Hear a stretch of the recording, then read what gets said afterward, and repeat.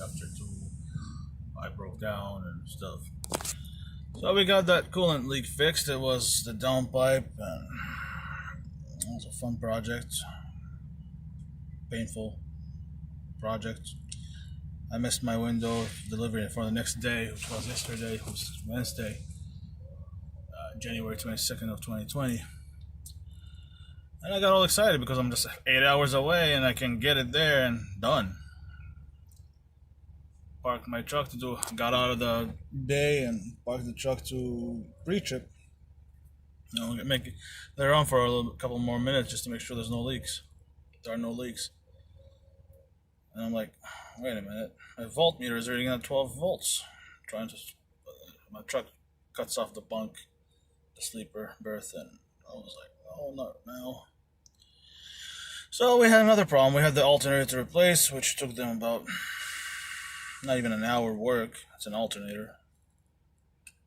And, oh my goodness, the cost is stupid. It was over $600 for the downpipe and $525 for a stupid alternator, which I could have done, but it's against policy, so I can't do it. But yeah, I mean, to be expected. Breakdowns are expected. You will have breakdowns. Owner operator or company driver. It's just the company pays for your maintenance, and some companies pay downtime. I have to pay it out of my pocket. Well, escrow. Always have an escrow. We'll cover that in the upcoming videos. I'm just seeing if people are interested to watch. Yeah, got here at 9:30 in the morning. Started at 11:30, 12 o'clock last night. Had sleep. I was up all day, all morning. It was cold at night. The generator turned off and I was lazy to go and fill it up because it was somewhat warm.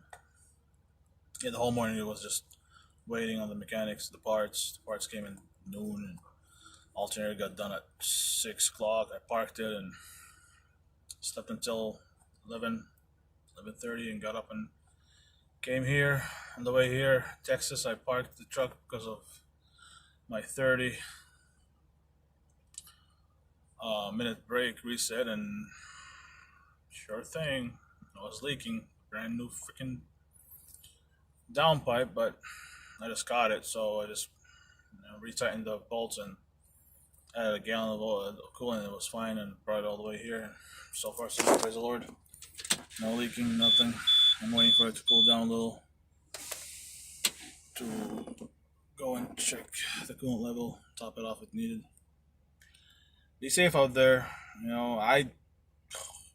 I pre-trip like it's religion. Like, I pre-trip and post-trip like it's my devotion time, but it happens. I couldn't see it. It was a bad one. I'll try to post a picture with that of the downpipe. Anyways, stay tuned. More to come. 20 out.